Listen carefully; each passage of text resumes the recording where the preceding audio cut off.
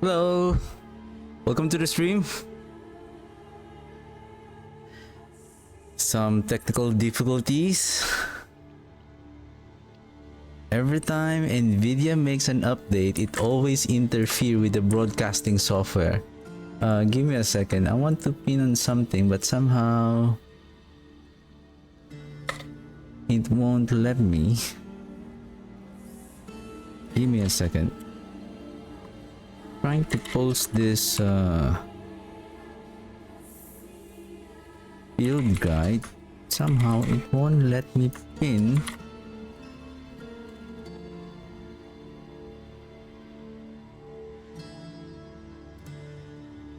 There you go. I thought something is wrong. Yeah, I thought something is wrong with my with the software again. That I made several attempts to start the stream, but good thing. Seems like everything is going well. Well, welcome everyone, and hope everyone is having a wonderful day. So today is my last chance to play the PTR. So basically the PTR will end tomorrow, but then again, by the time that I'll be streaming tomorrow, the PTR is already has ended. And Mother's Blessing is going to start tomorrow. So I'm kind of excited today because I did some testing yesterday on the I'm trying to think of a good name for this build. I don't want to name it like Shadow Minions or Shadow Mage build. Like it's pretty well, basically Shadow Mages are Shadow Mages, right? Like right now they're using a new unique aspect. So we should name something like it really evolves on that of that new aspect and its mechanic. So today I was going to check on the boss powers, and upon checking the introduction on the patch notes and how the boss power works, I thought that the boss power is just same thing with like the witch powers. Like they are powers that adds damage or utility, especially the damage that, for example, Belial, for example, that it deals damage. Somehow, I don't know if I missed it, that the boss power is also scaling with our Paragon boards and skill. Like for example, Belial is a corrupting damage, and we're talking about shadow damage over time. Now it's being called the corrupting damage now. And I think of all the classes, I think only the Necromancer has the corrupting damage. Okay, so Necromancer has 3 elemental damage. One is shadow, and the corruption, and physical. So those are our elemental damage type. So we have, like for example, corporeal for the physical damage, darkness for increasing our darkness skills, scourge glyph that increases our that increases our corruption skill or corruption damages. What else? Like even our passive skills, like we have the gloom to increase our shadow damage. We have the reapers, right? So somehow those boss powers are being added on our elemental damage type. Like yesterday, so let's try and open my character.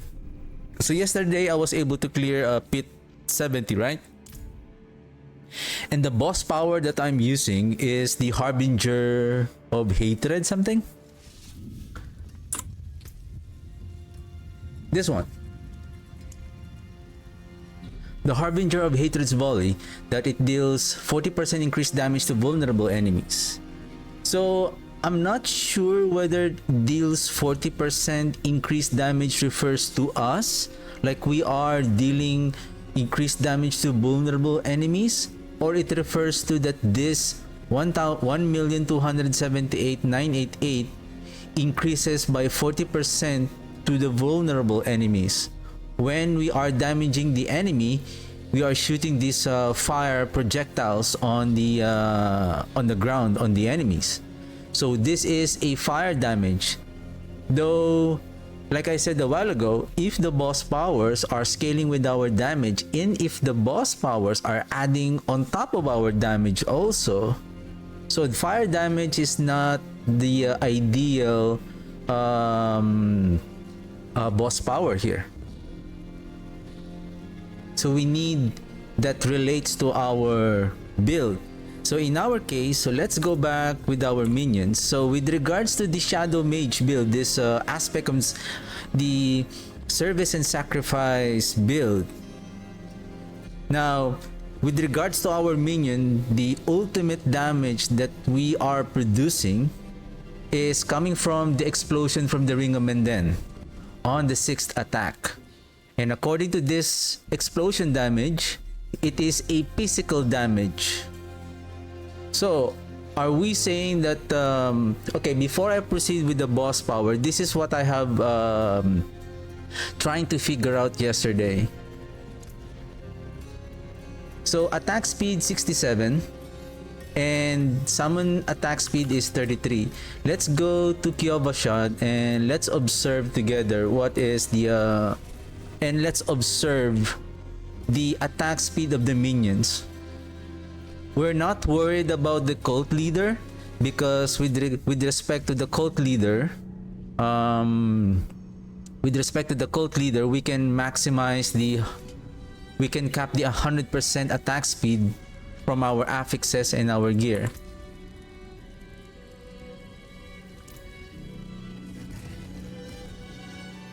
Okay, let's go to the do I have a spare amulet? I think I don't have a spare amulet.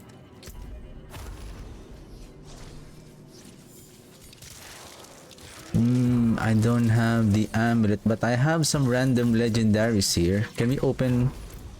Oh, can you give me one amulet? Like any amulet. There you go, one amulet. Can we pull the mages here? Okay, so let's come here. Okay, so right now this is now my boss power. I have the 20%, so let's check our attack speed. 67 plus 33, we are now at 100%, but try to observe. For me, this doesn't feel like 100% on the minions. 1, 2. See, my attack speed is 100. So this is 1.67, right? So on top of our basic 100% attack speed, we are having an additional 67. So our attack is 1.67.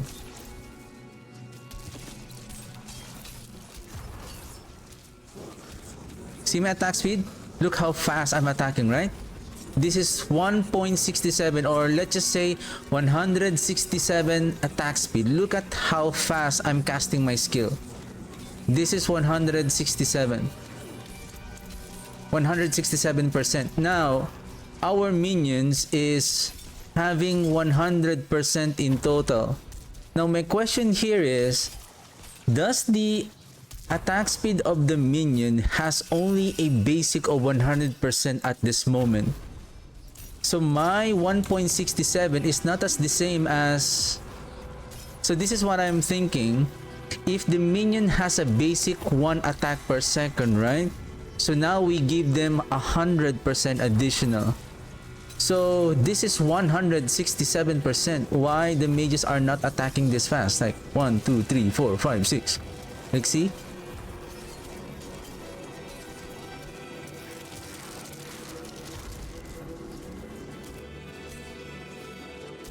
I feel like this is not fast for me.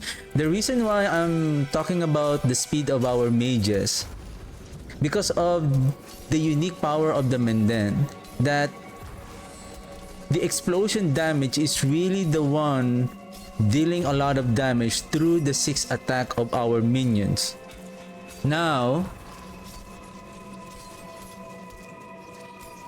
can I say that we can maximize the damage output of the explosion damage here by shortening the time of the 6 attack? Let's just say if our minions are attacking 2 attacks per second, then therefore in just a matter of 3 seconds, we can empower them, and therefore they will exploding for this physical damage. So speed here is the key now.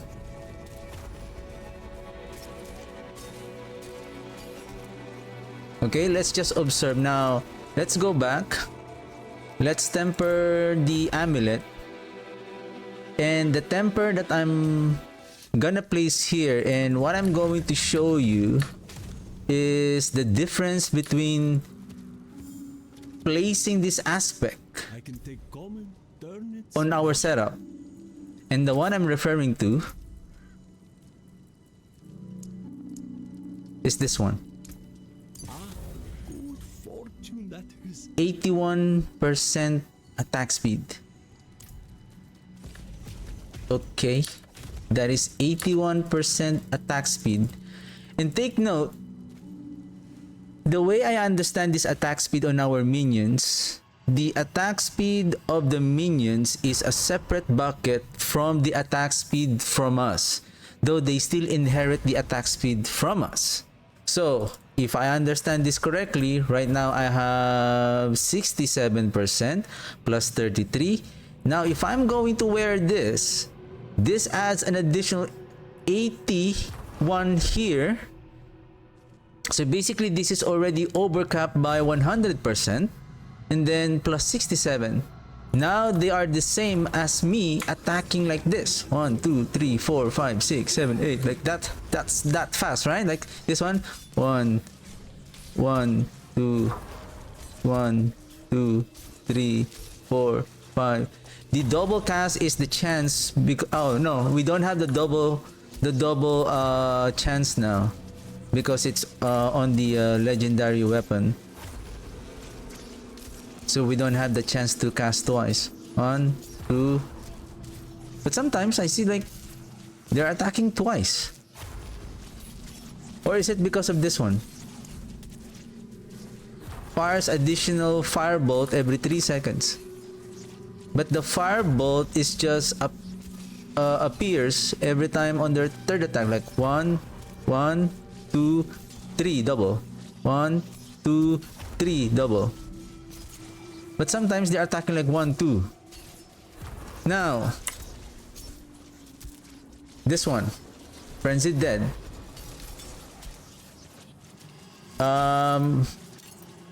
It says here, each time one of your minions damages an enemy, they gain 81% attack speed for 3 seconds. Every time that they damage an enemy, meaning first damage they gain 27. The 7th second 54, then 81 on the third, and then it will be, as long as they're hitting the enemy, they will maintain that 81%. Now observe the movement of the hands of our mages.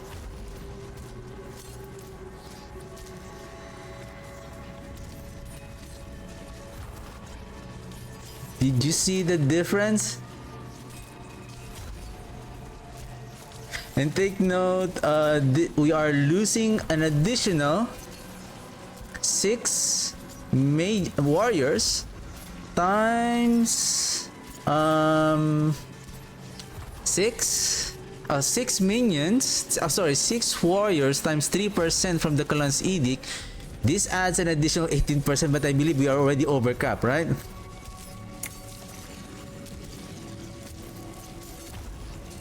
The mages are much more faster. Now let's bring in our warriors.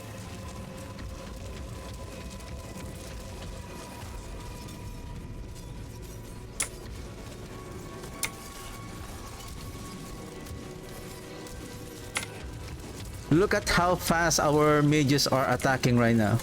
What is their attack speed now? 89. Oh, is it? Sorry, it was critical strike chance. Let me position myself here. Does it show that frenzied dead here? I don't think that it shows.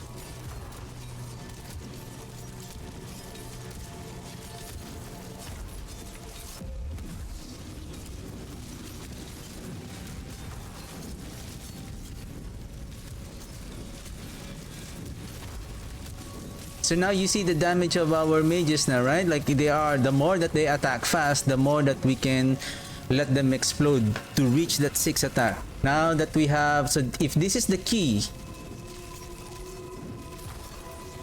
then we can place the frenzied dead here, or maybe if we are already capped, right? Like 51. By adding 51 here,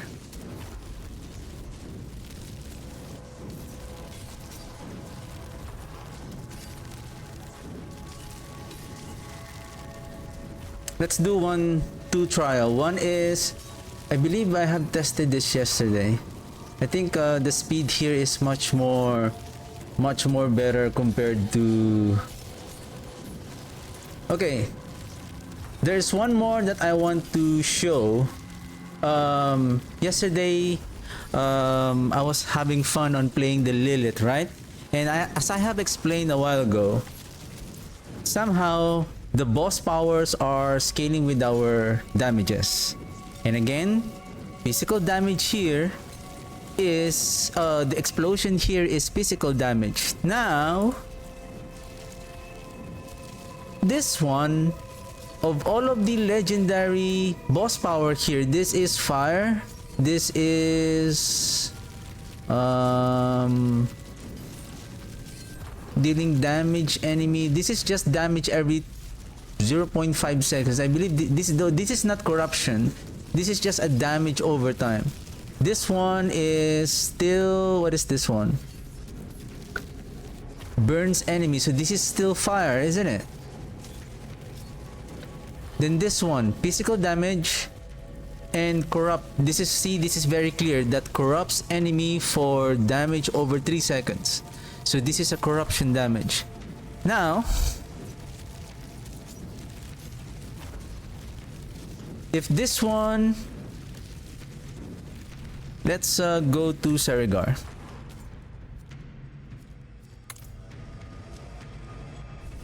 And let me turn off the combat text first. Okay, just to give a little bit of suspense. Let me turn off the combat text first. Yesterday, I think I was dealing around 7 to 9 billion damage.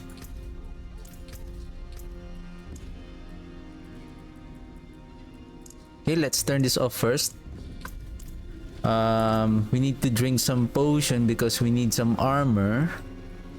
Now let's replace this one, should be frenzied dead on the amulet, and then magic is neither good nor evil. How may I help you? and then let's bring in the aspect of sacrifice on the May your roads be filled with wonders.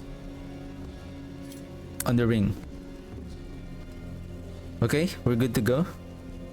Potion.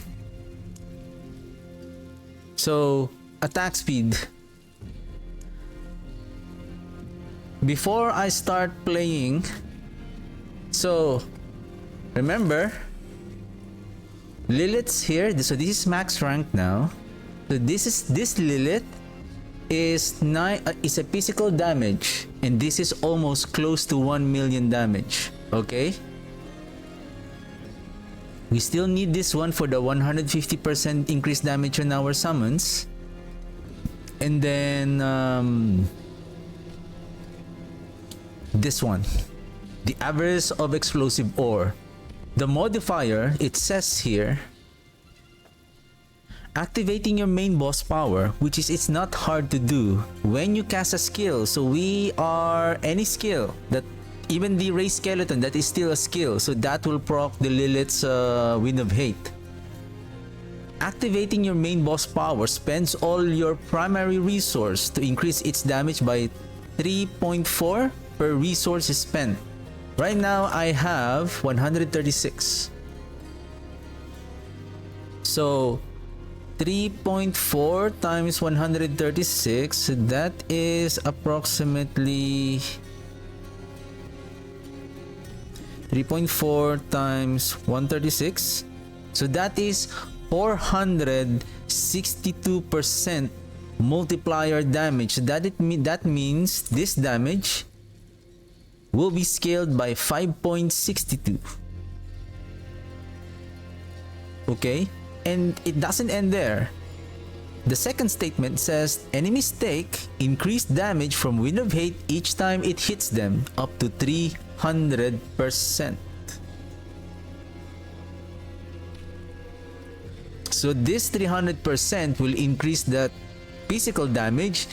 Then that damage will then again be scaled by the average of the explosive ore. And that is huge. So imagine 9 million times 4. So that's 4 million. Then it's going to be scaled again by another 5.62. So that's 20 million damage that it's going to be generated by the Lilith's Wind of Hate. Now, the thing here is this really the intent of the developer of this boss powers, that they are really going to scale and they add on top of our damage, not just they're dealing damage of their own and scaling with our paragon boards and skills, but in aspects as well, but are they really going to add on our overall power? Now, to really see what's going on here, let me see, let's see, this one.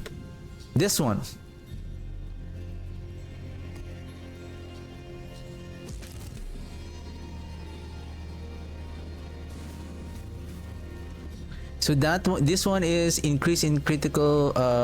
Your main boss power grants 30 increased vulnerable damage to 5 seconds. This one, for each 1% of element's resistance. So right now at maximum, this adds an additional 25% on the physical damage. I feel like this one is much more potent compared to the other one. Activating your boss power grants 30% increased vulnerable damage. Oh, this is an increase to vulnerable damage, not to our overall damage.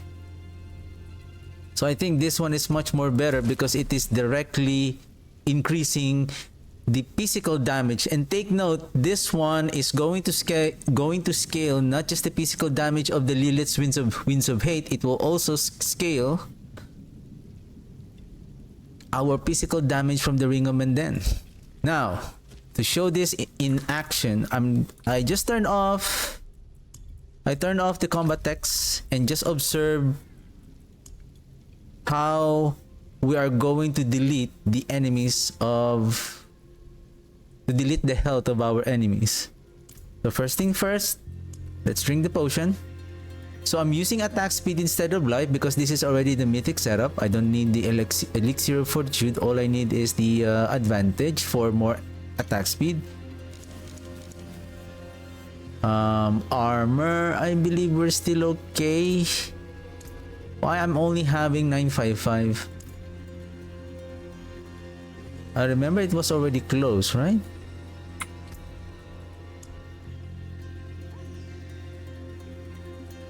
Can I get one here?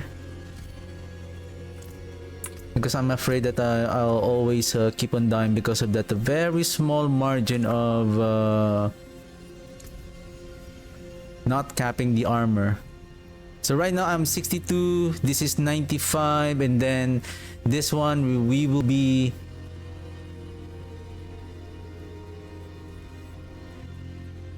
adding an additional 81%. Okay, so we're all good. Let's jump in. 75, not 70. So yesterday we cleared 70. Now we are going to clear Pit 75. Okay, let's show them the power of our mages. With the new seasonal mechanic on Season 8, the boss power. Just observe and the health of the enemies, how we are going to delete them. Oh, before I forget, I want to explain something here. Before I start running the build so that you will understand how this build works. So, remember the frenzied death, the aspect of service and sacrifice. We are going to lose our warriors very frequently in just a matter of 4 seconds. And we need as many corpse, especially on the boss fight, and we need as many corpse as much as possible because we don't have any means other than the warriors. But I'm using the warriors to reset the cooldown rather than the production of the corpse. It's because using this setup, I don't have the curse aura, and based on the skill bar here, I know I'm utilizing as many darkness skill as I can in order to proc the Reaper's Pursuit. And it's because, again, I'm just a human being. I'm just a human being. I cannot press all of the, based on this, I cannot press this one, I can press, and this one, but the fourth key I cannot anymore. If I'm going to place the abhorrent decrepify here, the decrepify, imagine I'm keep on pressing this one. I need this one, and this one also, and then I'm casting this one. Okay, for me it's already like hard already, but I can still manage them. Now, going back, we need corpse as much as possible. The only skill that I can think of, and remember with this setup, take note, spends all of your primary resource to increase the damage of the main boss power per resource point. So technically, every 2 seconds we will be losing our primary resource every time that we cast our skill. Excuse me. So with this,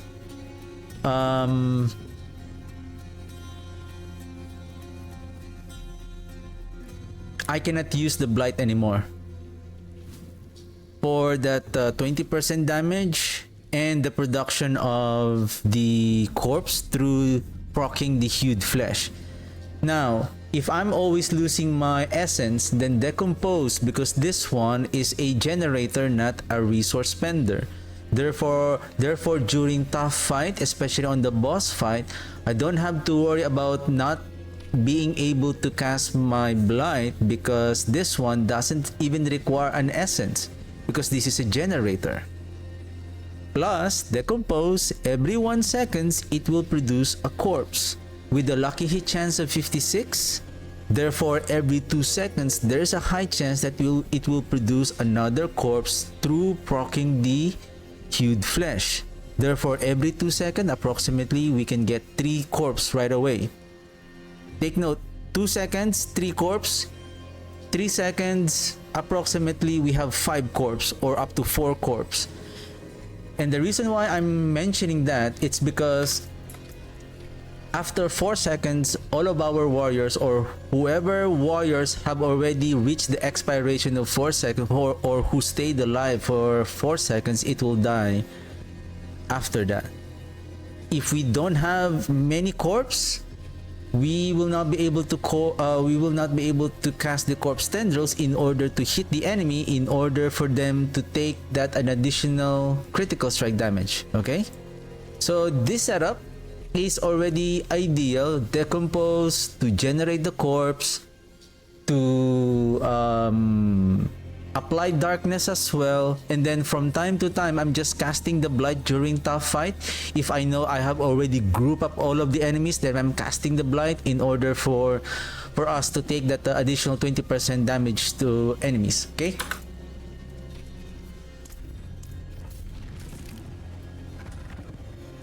It's time to see this in action.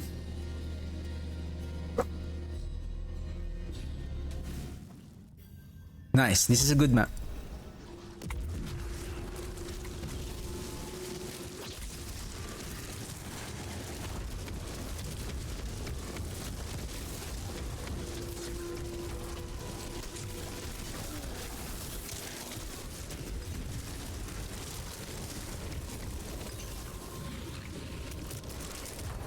I almost died there.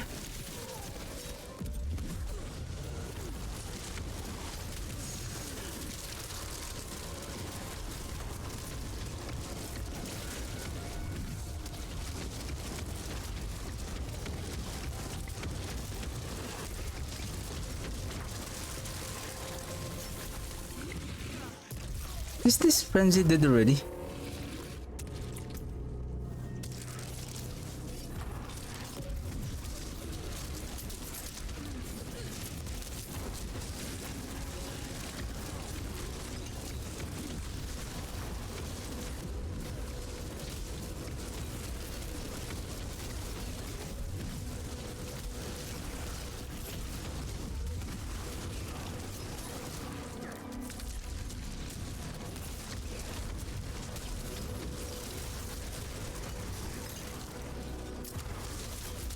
That was just a few hits from our mages.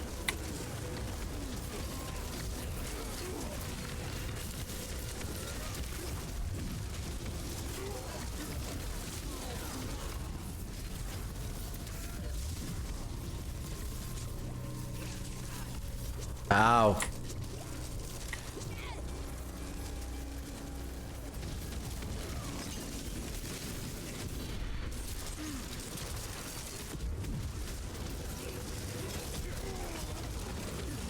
It's just the Lilith is also like same thing with the Blood Wave, like it pushes the enemies, like it knocks back.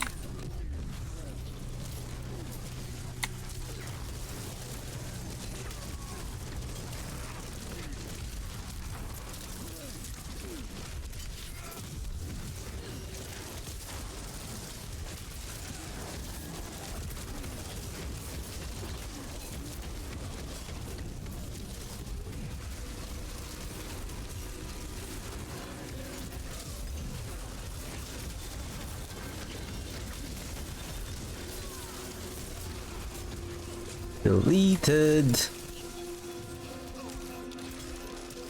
Sacrifice, friends is dead. Okay.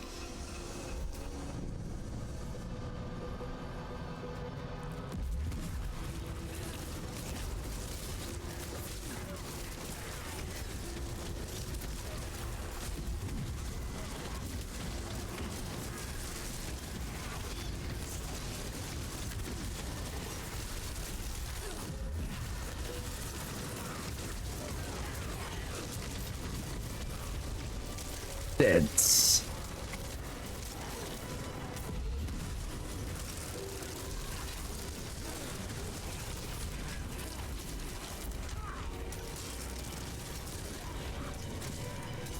What's going on with these warriors? Like,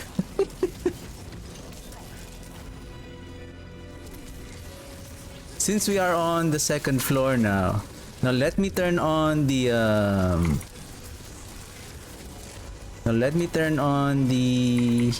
combat text now, and I want to show you how much damage that we are dealing right now. Let's turn off this one, overpower, just crit damage.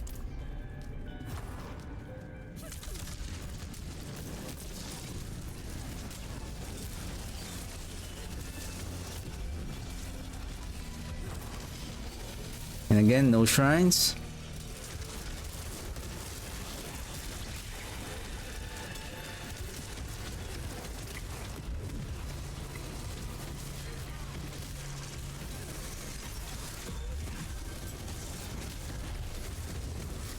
$33 billion.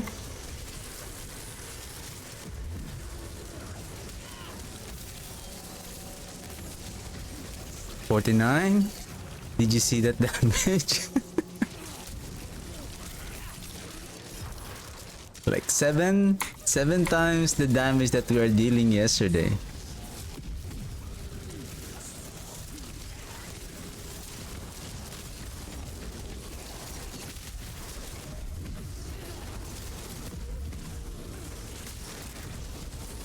BGC 56.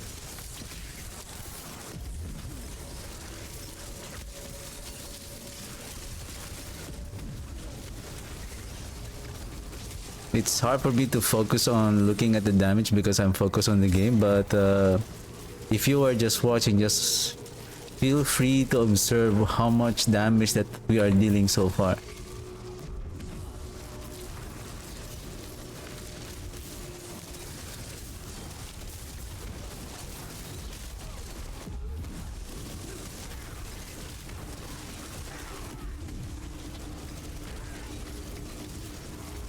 What's the big number so far? Let's see.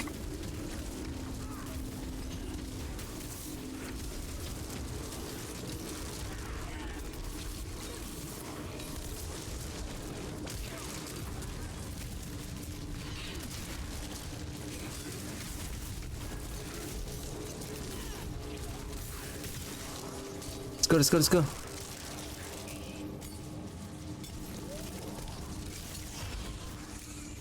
We're gonna do one more variant and let's see the difference between aspect and service on the amulet and then frenzy dead on the ring, because I feel like oh shoot, I don't have any barrier. I feel like we're already over capping on the attack speed, so I think frenzy dead on the amulet should be fine.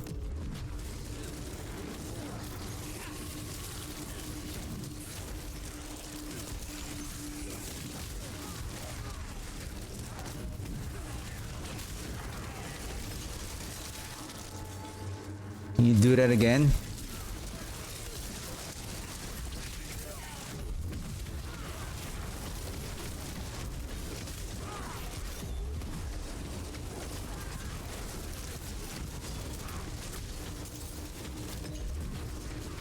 $56, right? 56.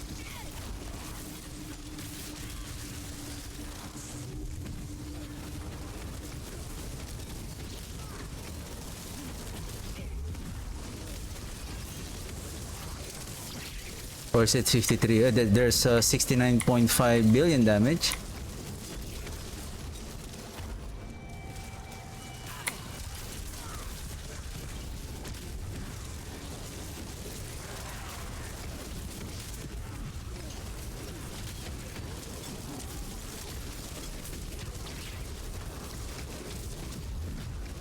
Right, boss time.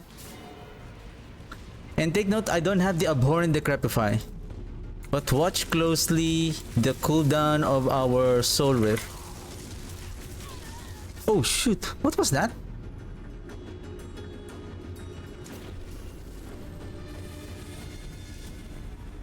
Was it the projectiles, the Misa that it surrounds that Mother's Judgment?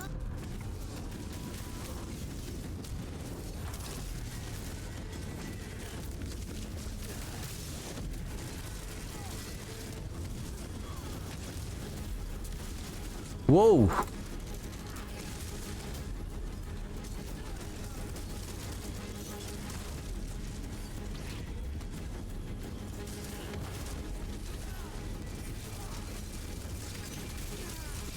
Oh, the fire. Maybe those fireballs.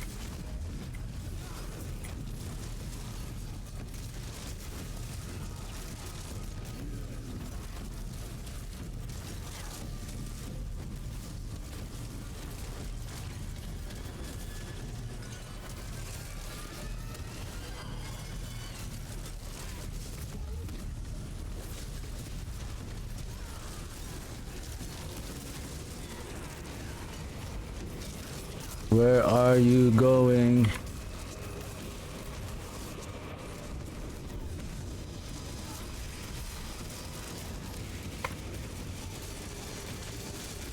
Ugh.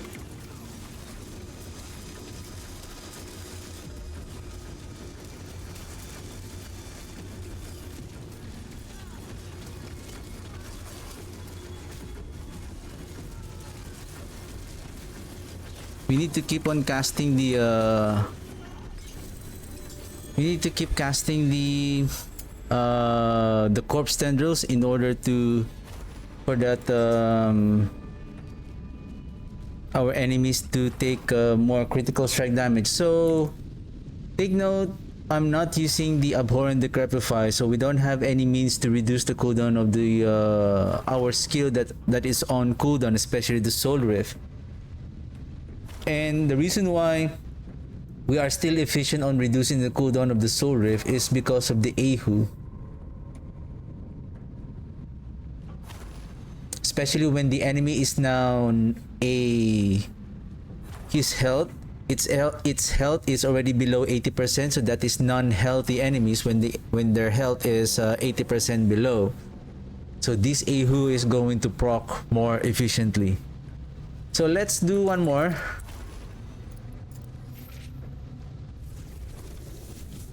So I think with this setup, the ideal, I think the more to make this build more potent is by placing the aspect of service for that an additional 50% All things. Let me show you. more damage.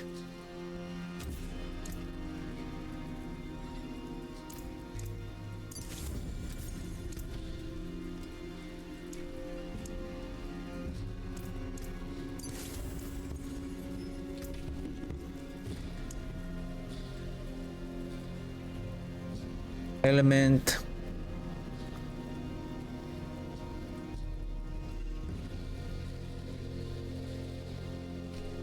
There's nothing else that will really scale our damage further other than this one, and then 25% for the element, and then 150% damage to our minions. Okay, let's do one more.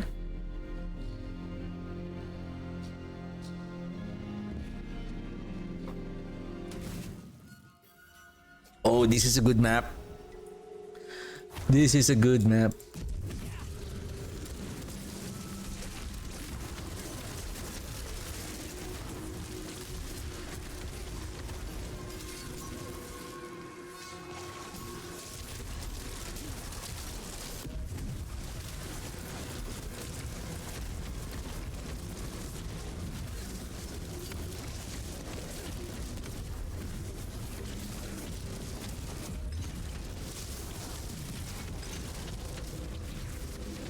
$57. Easy. Easy 57.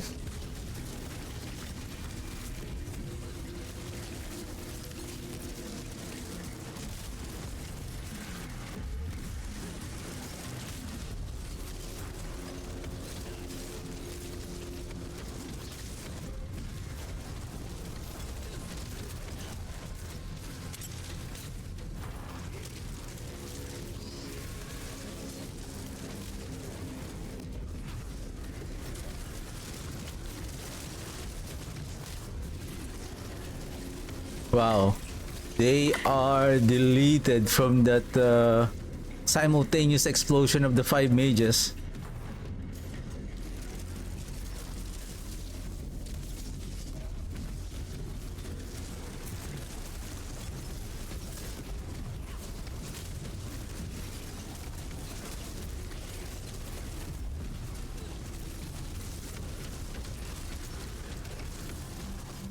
Oh, these elites are... they move a lot.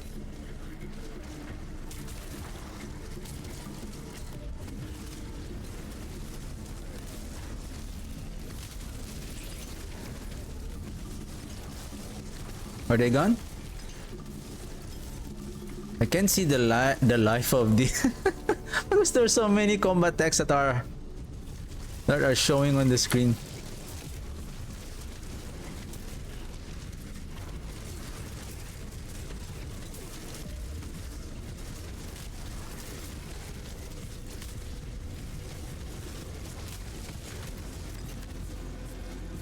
Ah, fear.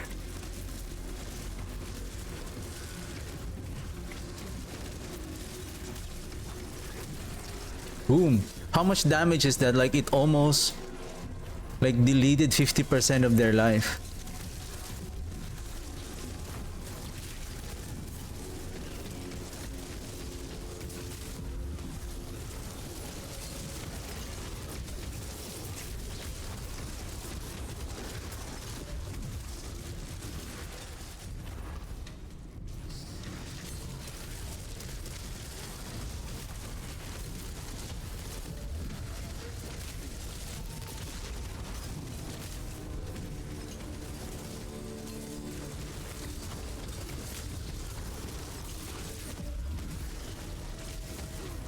all we need to focus is make sure that we are on the Blight, we are raising our skeleton, we picking up those blood orb for that 50% damage.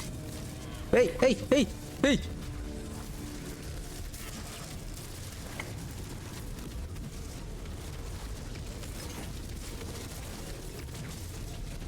Boom.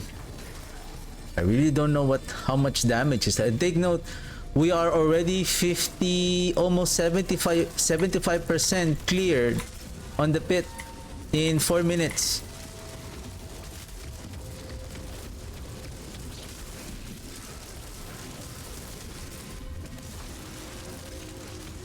And look at how fast our soul rift is being reduced.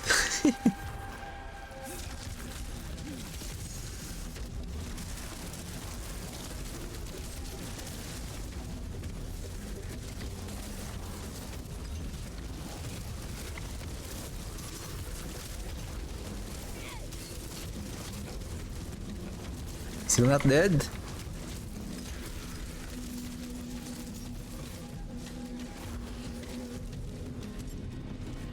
Can we open the boss portal without going to the next level?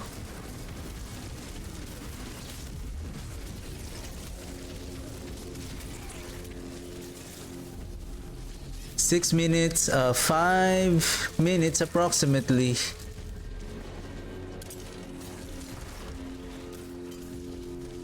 We're almost done. 6 minutes.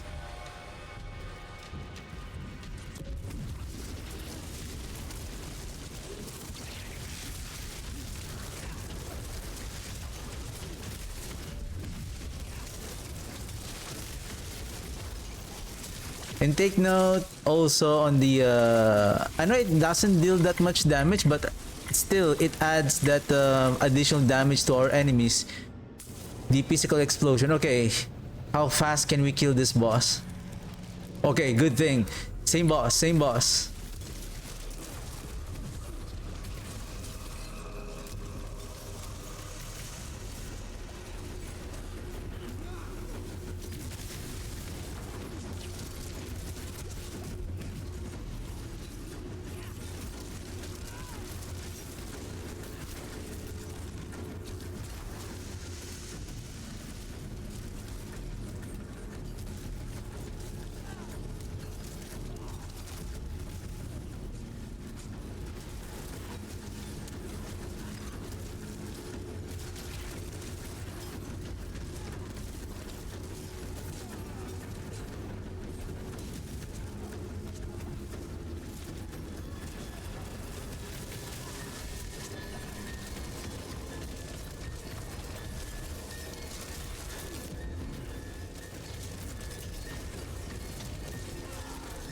Still trying to figure out the build. It's just she is. Oh shoot.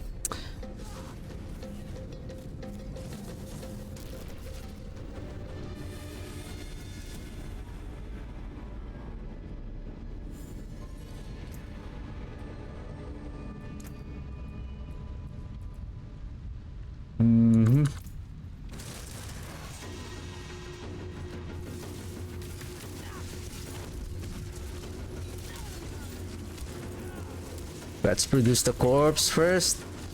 Past the minions. The soul rift.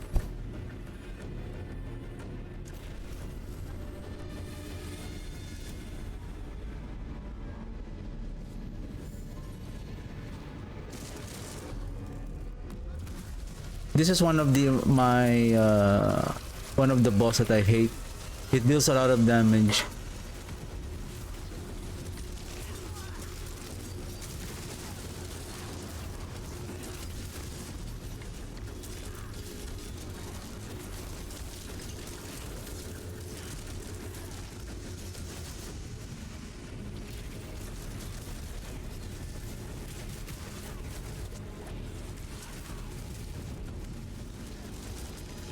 I'm stuck?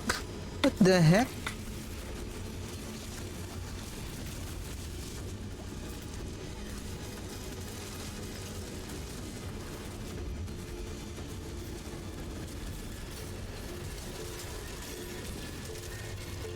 Ah! Ah! What the heck?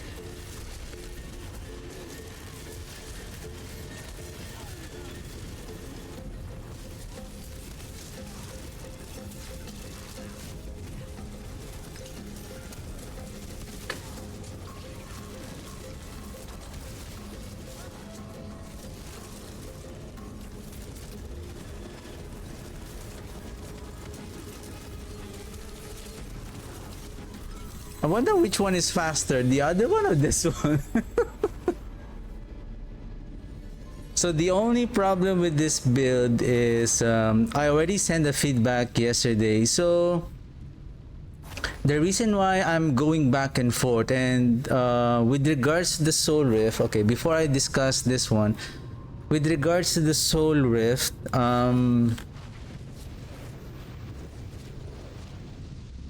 again, I cannot add an additional skill that I need to cast because I'm already pressing 5 skills all not simultaneously but one after another.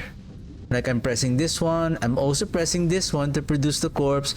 I'm pressing the corpse tendrils to hit the enemies with that for that additional damage from our grasping veins. And then I need to cast the Blight in order for them to take 20% damage so that we are getting additional 20% increased damage. And then Soul Rift. So sometimes the Soul Rift is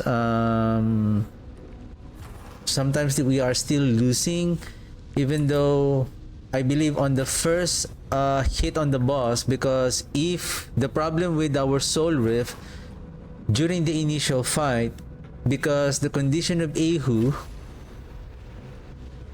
to reduce the ultimate skill cooldown, we need this one needs to proc for when the enemy is 80% life and below. This is only going to be effective once the enemy's health is less than 80. So the only thing is we need to be careful during the initial fight. And then again, Hardened Bones is still mandatory in the build because we are not that that 30% damage reduction is still important.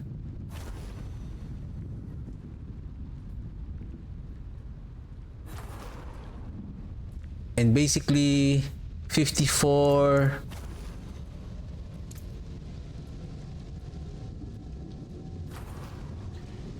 plus 83, so that's 87.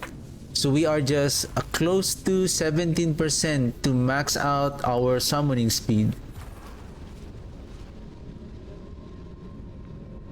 Okay.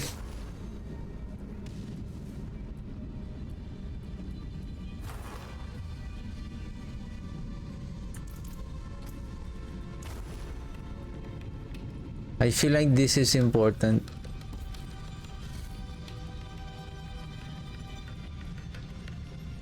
For us to generate barrier.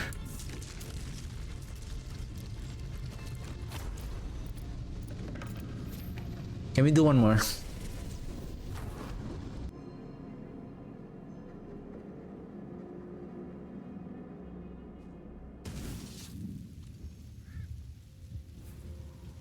So on next season, of course, depends on what will be the new update on next season.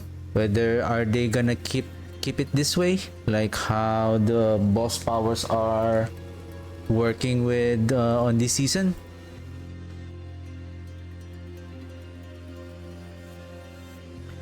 And now that we have observed how these boss powers are really scaling with our damage. So imagine that Belial to scale with the Blight.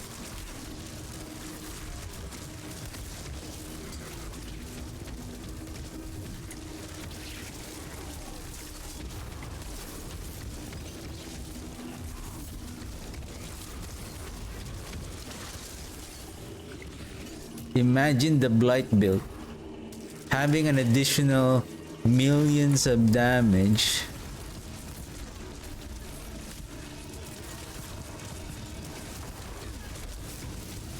from that Belial.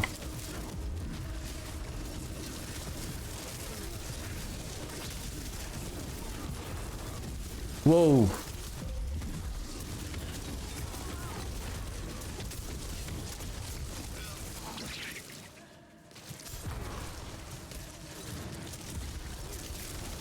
Where's the other two? There you go.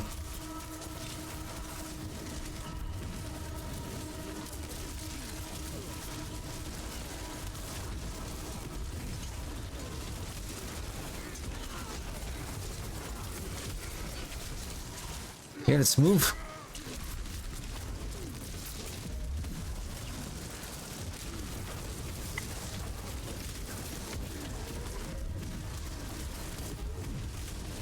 See how fast the Soul Rip is reducing its cooldown? It's because of there are so many enemies unhealthy.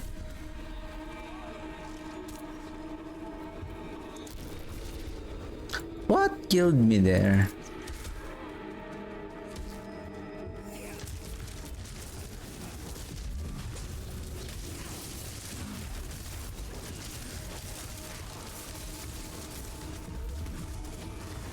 My resistance here is now a problem.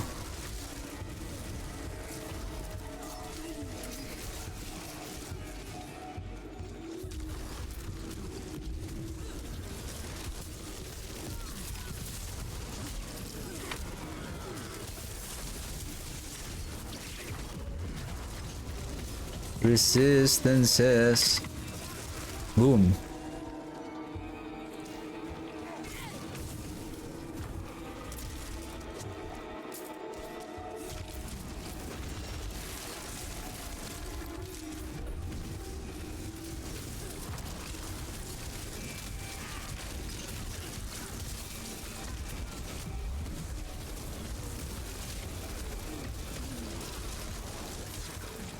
Deleted.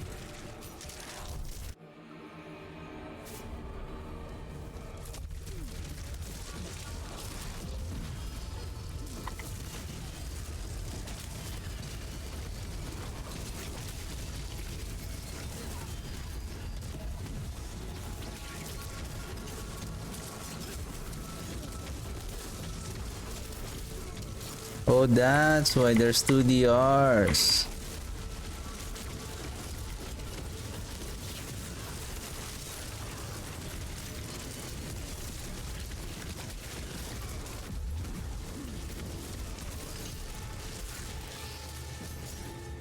No artillery.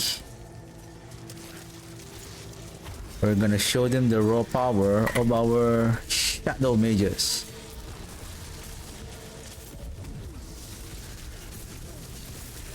Whoa!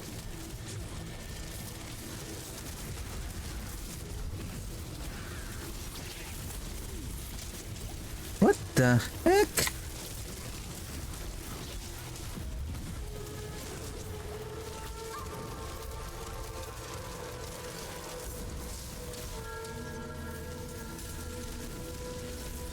Whoa! I feel like should I bring the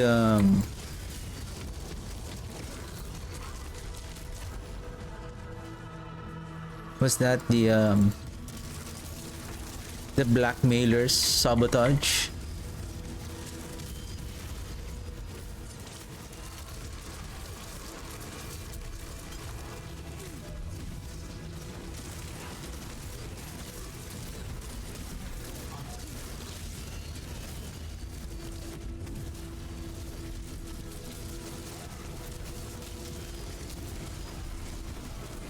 $58 explosion damage.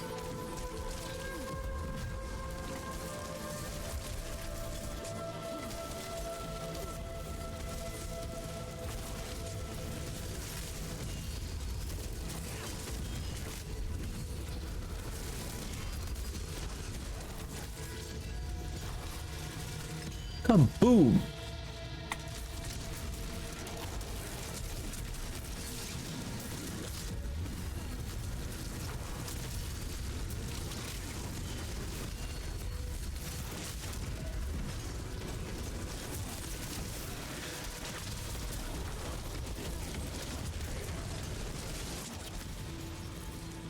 Yeah, let's go, let's go.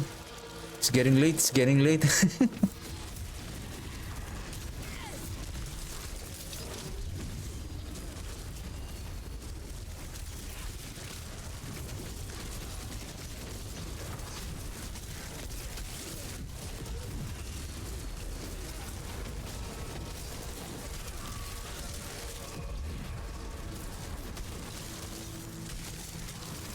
Frozen, frozen.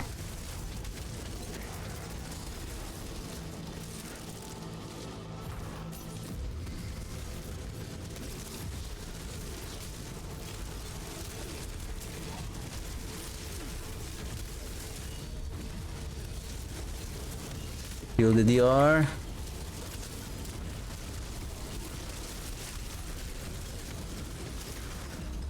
$64. I think those are the combination of the explosion of the ring of Mendeln from our skeletons. Like each skeletons, including the warriors, not just the mages, will explode.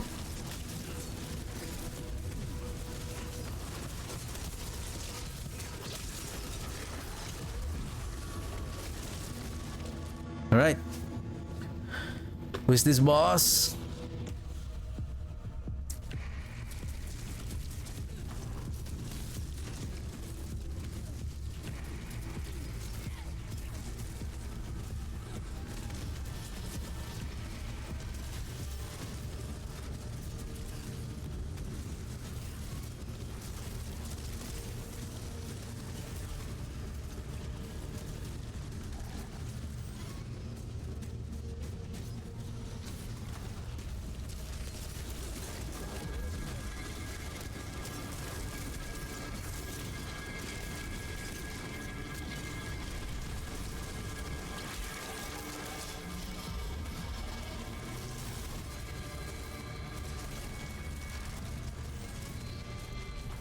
Where are you? Shoot, my soul riff is down again.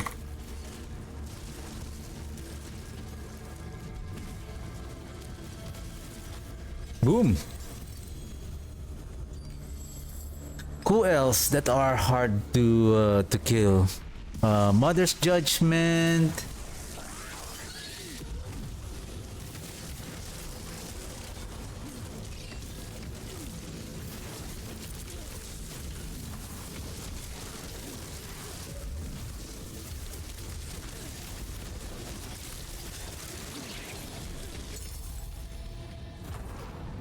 Who else? Mother's Judgment. There's another one. The Storm Caller Frost. And then sometimes then Mother also depends on sometimes how annoying he becomes with her mechanic, like she always disappear. So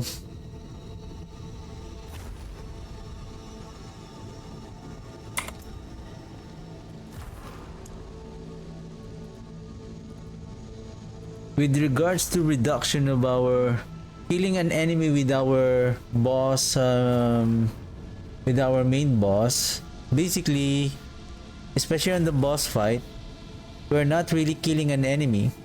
It's very seldom. So we will not be taking advantage of the modifier skill here, the modifier power here.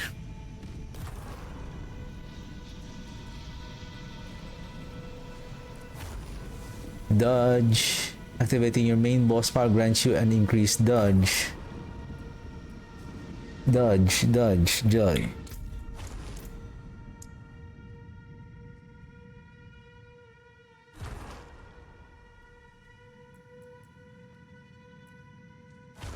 Fortifies.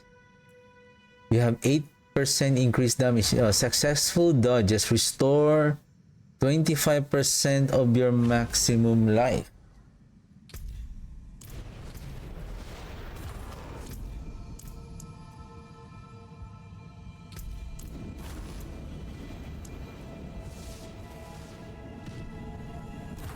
%21% increased dodge chance. And for every upgrade, 2% times 19, so that's 38, so approximately 59% increased dodge chance for 2 seconds.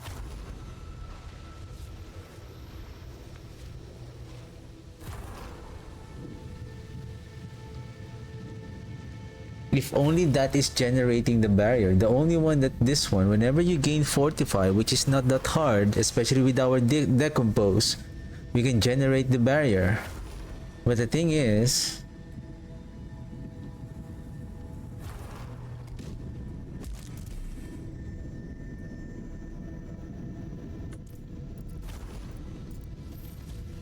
let's see.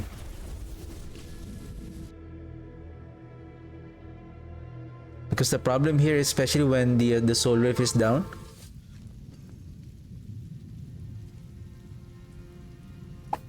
but we need the soul rift to be activated most of the time because of that. Let's see. If we are still, of course, what's the point of dying? If what's the point of having so much DPS if we are always dying, right?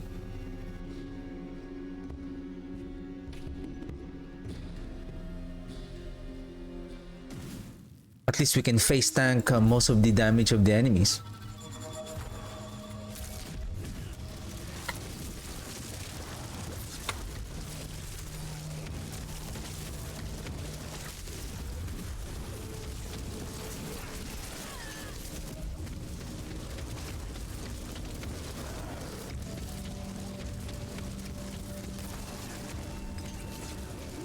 Oh, dead end.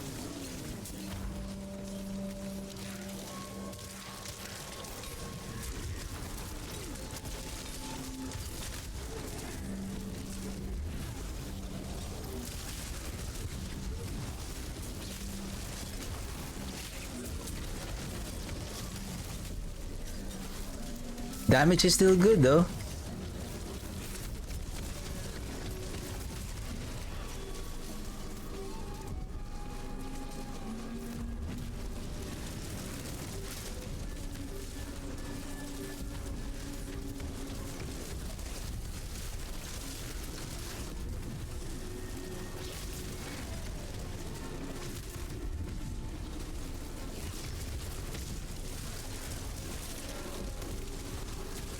Kill that big guy. Where is he? Oh, he's dead. He's dead. Taking all the explosion damage from our mages.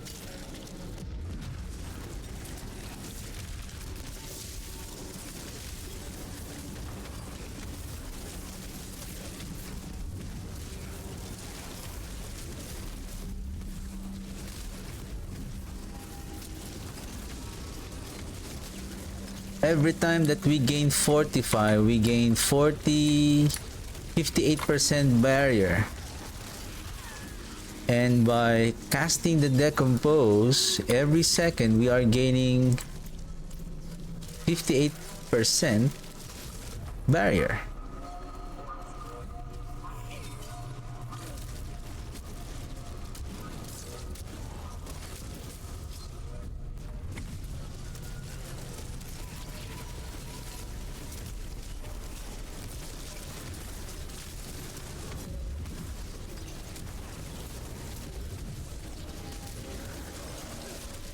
Did I see 73? Maybe again that's the combination, but still.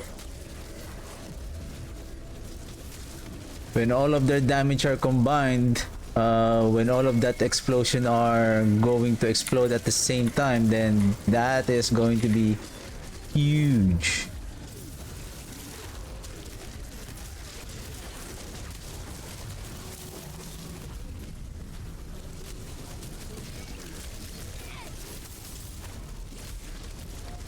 I mean, we can still increase the damage of this build by... I'm not yet fully masterwork, and if we are lucky to get that GA on Ring of Mendeln, the Era of Perdition, GA on the damage from the Grandfather, right? So...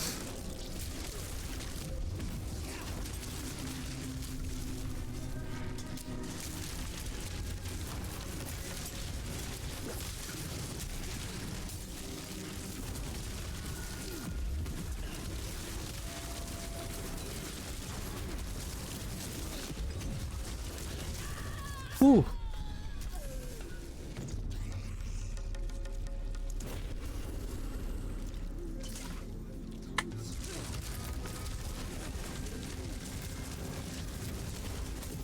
Did I took all of those elemental damage?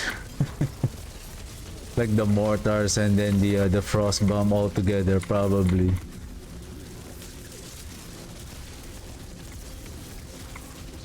I mean, we can still get one shot when we are, if we get all of those damage all together, right? Like for example that one, like the fear, frost, and then you get mortared, and then there will be shock lance. So of course. Oh.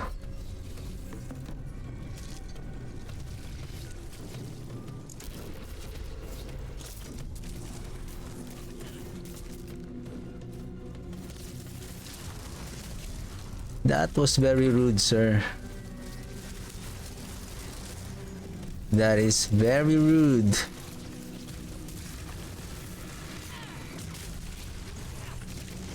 Oh man.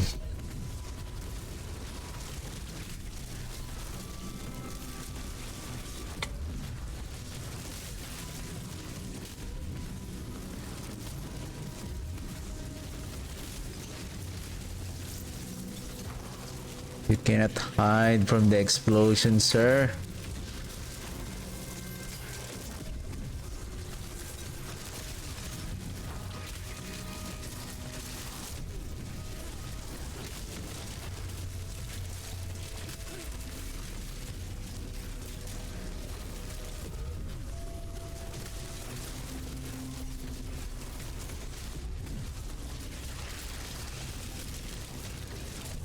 He's the barrier.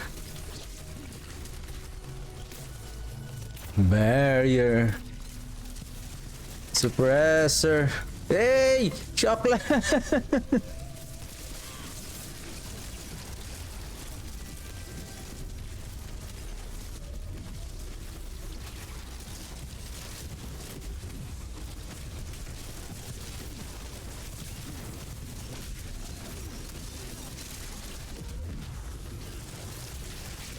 Let's go, let's go!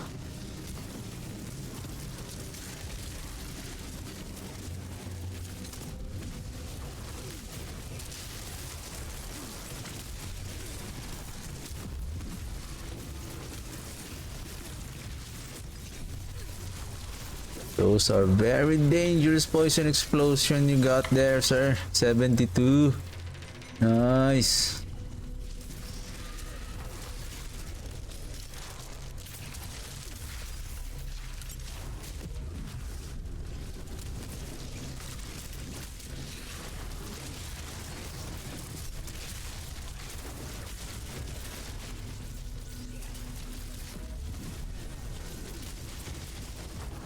Hey, hurry up.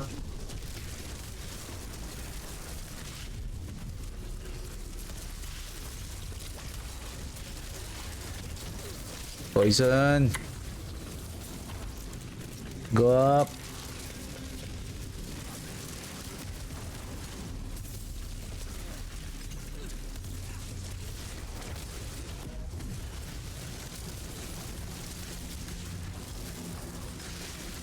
Let's go. Still got frozen before we enter the boss. Oh, this one.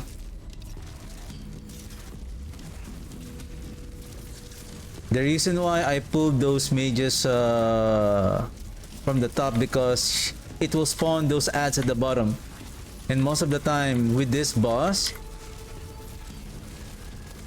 our mages are gonna focus on the oh shoot, I forgot the fire from that Elias. What happens is they are at the bottom, they're attacking those minions at the bottom, not the boss. So if they are above, they're gonna keep hitting the boss while they can still hit those minions from below.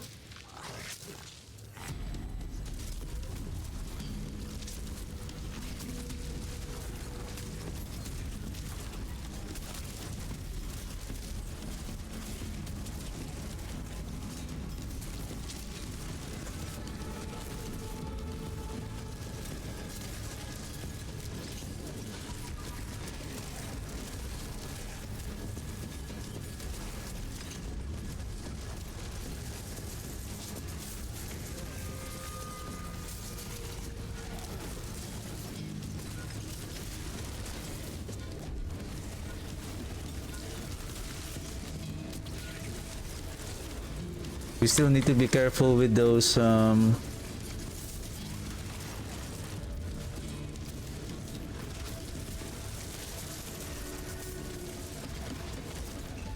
nice.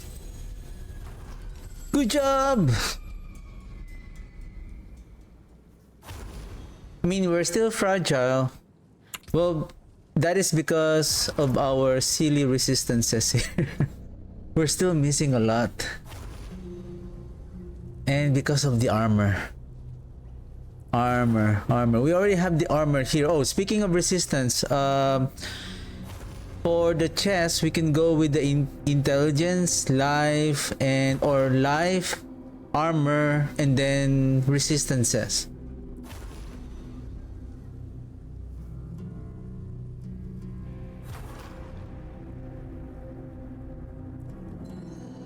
I think on our Paragon board,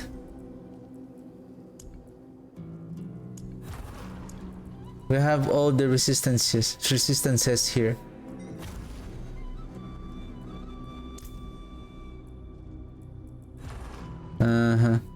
Activated already. Yep. What is my Paragon board? This one. I'm just gonna update the planner because I feel like I just checked a while ago. The planner is still somehow bug every time that I switch to make the build on, like, even on my season 7 characters.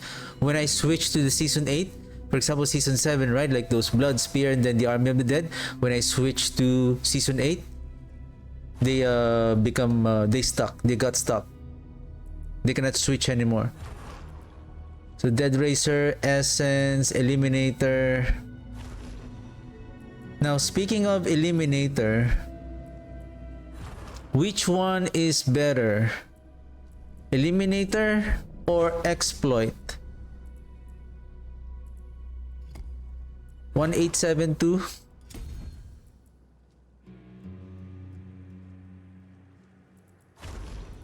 Nothing has changed?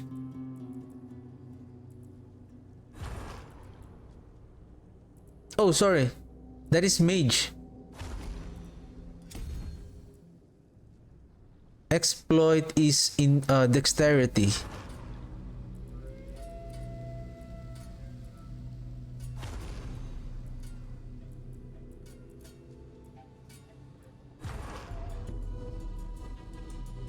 No, I think if I'm going to use exploit, so I'm just gonna chase with the I'm just gonna chase the dexterity, right? So I'm gonna lose more intelligence. I think Eliminator is still the best here. Eliminator is still the best. Okay, there's one more I want to try since I believe I have it. This one, even though it's just wave 6, let's try. And let's see the efficiency of our mages. And this is, I think we are still at Torment 3. Oh, this is Torment 4. Let's go down. Torment 4 is a bit difficult. Let's just go with Torment 3. Oh shoot! The compass! Is it still there?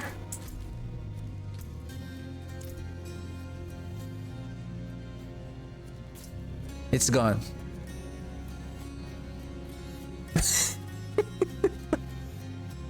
Oh my! That was a silly move from me. No, now I cannot try it.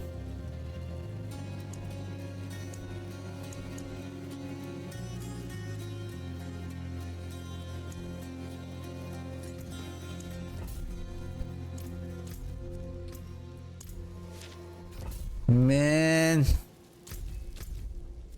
I thought I was already on Torment 3.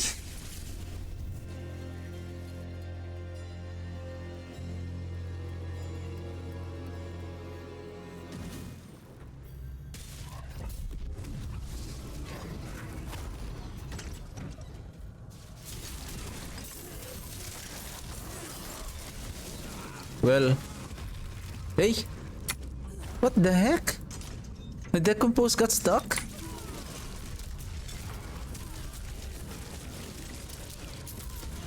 Whoa. The Lilith power alone is dealing damage, heavy damage to the enemies. It was the decompose because it's casting the skill, right? Casting the skill.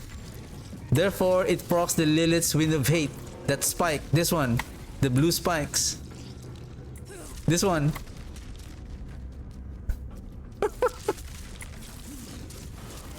Boom.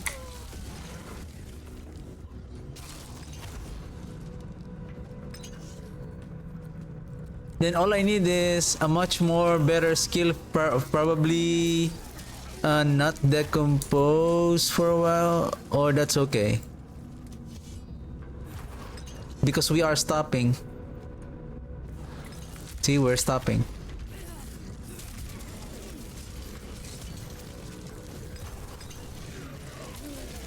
Boom. Dead right away. Boom, that's Lilith. That is your mother's blessing, guys. That is Lilith.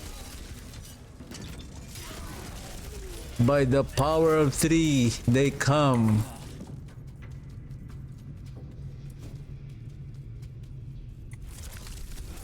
Boom. But the mages are still one-shotting them though. Take note, I don't have any more of my minions. Go mages! Kill them! Boom! Boom!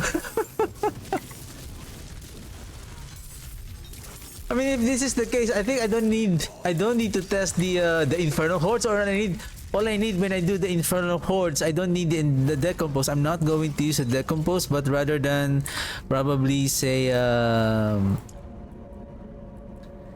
skill that we can cast while walking.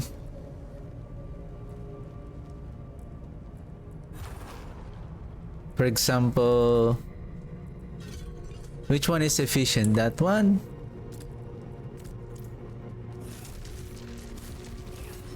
Alright, cast, move. One shot! Boom! Boom! I mean, if that is the case, so I don't need to test the Infernal Horde. This is already enough. This is already enough. Well, I'm just gonna update my planner, my preliminary planner for this build. So as you can see, the boss powers are really dealing a lot of damage. In addition, that scales with our aspects, skills, the skill tree, the paragon board, and it's not only that, it adds that particular elemental damage on our skill. So if you can see, we are dealing around 7 to 9 million yesterday without this without having, because yesterday I was using the harbingers of this one, the harbinger of hatred's volley as my main skill, but this is fire damage. Take note, this is fire damage. So it doesn't add, these are not fire, we don't have any fire damage on our skill, it's just physical. So by placing Liliths here, from 9 million, we are dealing up to 70 million. Of course, that is a combination of them, but it's still the same thing. So that is approximately like 7 times the damage that we are dealing. So these boss powers are so powerful. But with regards to this build, in order for us to take advantage of this, we need Lilith. And in order for us to kill her, so probably we need some damage scaler here. Core skill, damaging a vulnerable enemies. I think like this one is just when you evade, and when you evade apply sparking damage, burning damage, poisoning damage,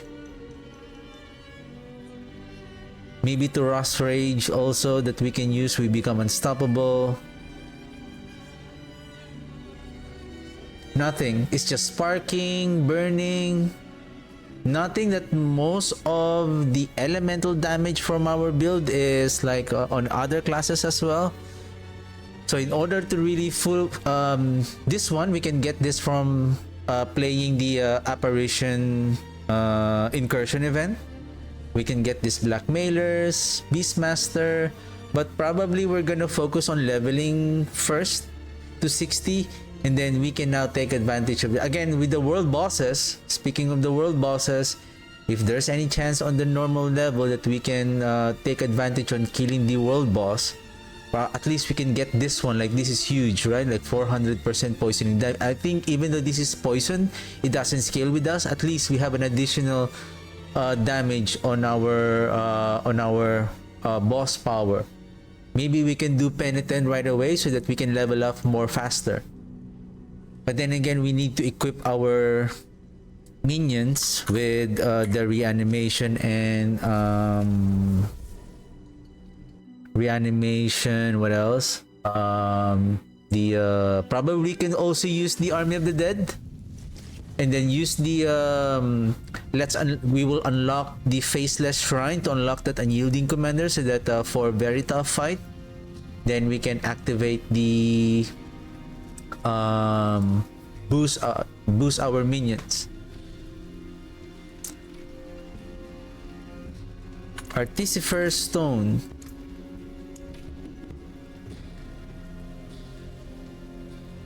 Collected at level 60 from tortured gifts.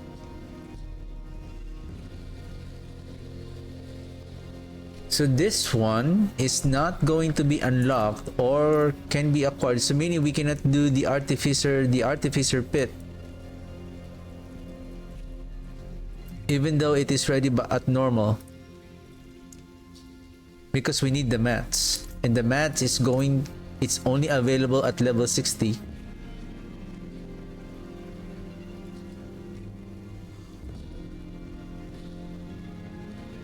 Meaning we are also ready to go to Torment 1.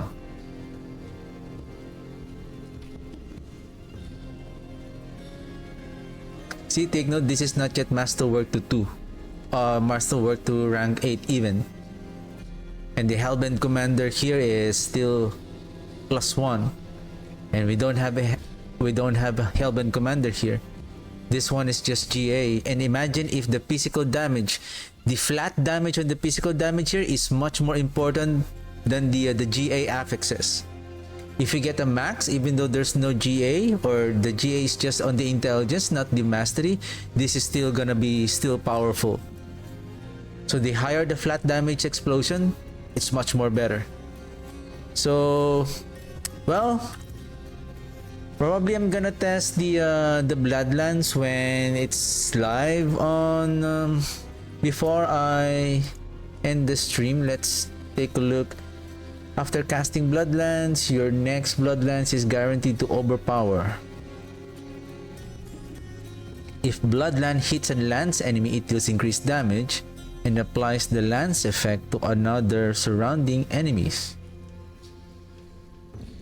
Throw a Bloodlance that lingers in an enemy for 3 seconds and dealing damage to the enemy and all other lance enemies. Bloodlance deal 15% increased critical strike damage and 15% overpower damage, and applies the lance effect to another surrounding enemy. Does this one says that the surrounding enemies, even though the Bloodlance is basically the lance is projectile goes on a straight pattern. So if there's enemies here and here, so meaning when you cast it, the Bloodlance will give an effect on those enemies, so that when you overpower, those enemies will get the overpower also.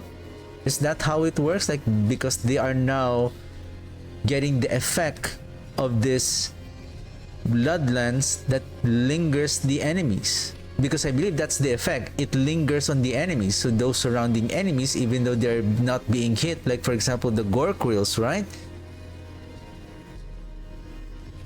So meaning they will be taking those effect like increased critical strike damage and overpower? Maybe. I think this one is still okay, even though we are stopping on fast farming. So I believe Torment 3 is up to where we can maybe fast farming and then fully gear up, and before we're going to Torment 4. And of course, we still need to do the events, probably when we reach level 60 in order to get those Spectral Ash in order to upgrade. Based on my calculator, we need around 3,300 something to fully upgrade a boss power. But with regards to our build, this one is not that hard to acquire. This one also, and this one. And this one, I believe before we get the Lilith, we need probably the Beastmaster first, and then some of the other, maybe just the magic ones, in order for us to be at least to have a decent DPS. And then probably we need to have level 46 at least legendary on our glyphs, and then we will try to kill Lilith on Torment 1 so that we can acquire this boss power. Once we have this, then we're good to go. We can now start blasting with our enemies. And then we're just gonna farm Apparition Incursion in order to get those Spectral Ashes. So I'm excited for the Season 8. This is very interesting, but again, we will wait until the final patch notes. There will be, of course, another campfire chat before the launch of the Season 8. So we'll see what will be the changes. And again, I have sent the feedback regarding the minions to hopefully they make it efficient, you know, and again, hopefully they bring back the scaling damage of the ultimate skill again, because they are really bad. It's really a hard nerf on our necromancer ultimate skills.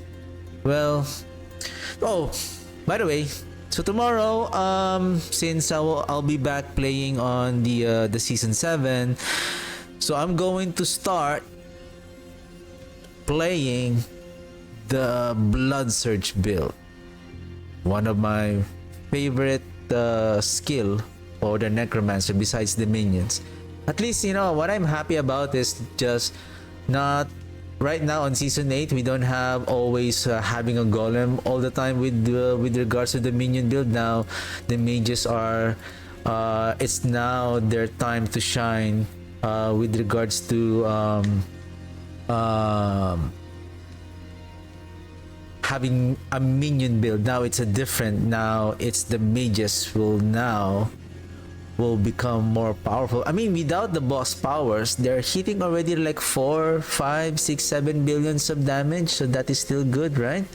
So well, yeah, so again tomorrow I'm gonna start playing the Blood Surge build. So again, I'm gonna use the Blood Spear character that I use, and then I'm gonna optimize the build. So I'm still gonna equip the right legendary, no mythic yet, so I'm just gonna use the legendary, and then Crewer's Embrace, and then tempering, masterworking, and then not yet masterworking, just gonna try how powerful the Blood Surge is on this season after all of the changes on the overpower, on our skill tree, and on the Paragon board. And let's see how it goes. And yeah, again, excited for the season 8. Let's see if that boss powers are really scaling, if they are designed that way. You know what I mean? I mean, the Blight, especially the Blight is going to be so powerful because of this one. I want to show you this one. 5 million damage over time. Okay? And we haven't placed all of the necessary Paragon board and the glyphs necessary for the Blight build setup. Okay? So this one is going to deal a lot of damage, especially with the no, sorry, disregard what I'm going to say about the stealth. So we're using this as a main power. So anyway, So what happens here? Take note. After drinking a healing potion, we activate the Belial's eye beams. And we are not running out of potion. And you know why? Is it here? Here. Take a look at this one.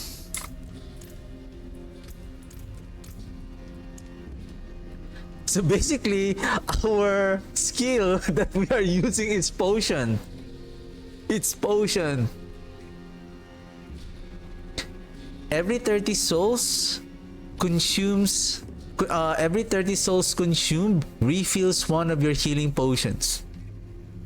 And take note, the damage of the Belial eye beams lasts for 5 seconds. Yep. Oh, sorry, 3.5 seconds. So you have a downtime of 1.5 seconds because your healing potion is disabled for 5 seconds. I'm going to check if the Necromancer skill has some kind of potion reduction cooldown. Because if that is the case, we can spam this Belial eye beams most of them. But this is so powerful though. I feel like this is so powerful. So it counteracts the ideal of the season 8, right? I believe they said that we're trying to avoid like one-shotting all the enemies, right? I know the game is now much tougher, but we don't want it that way. But then again, if these are really the design of the boss powers, it's still gonna be fun on next season. It's gonna be fun. And plus, with regards to Necromancer, I'm happy to play with our mage. This is going to be my first build that I'm going to play. I'm still gonna think of what is the best build name for this one. All right, so well, that's it for me today. Blood Surge tomorrow, back in season 7. So I'm done with for me. I'm done with testing with the season with the PTR for the season 8, and happy with the changes. And basically, you can now teleport to the boss dungeon. See, you no longer have to walk on Zir, so you can just directly teleport, walk onto the boss lair, and then summon the boss, and then use the mats, the boss mats, or the lair boss keys to open the horde chest. And there's a chance for the Belial to appear, and then we can kill him, you know, for more additional loot. I haven't got a chance to fight Belial and the Harbinger of Hatred, but I'm just gonna look forward on just try to figure out their mechanic on season 8 when it goes live. So yeah, that's it for me today. And again, thank you very much for watching. I'll see you guys tomorrow. Bye.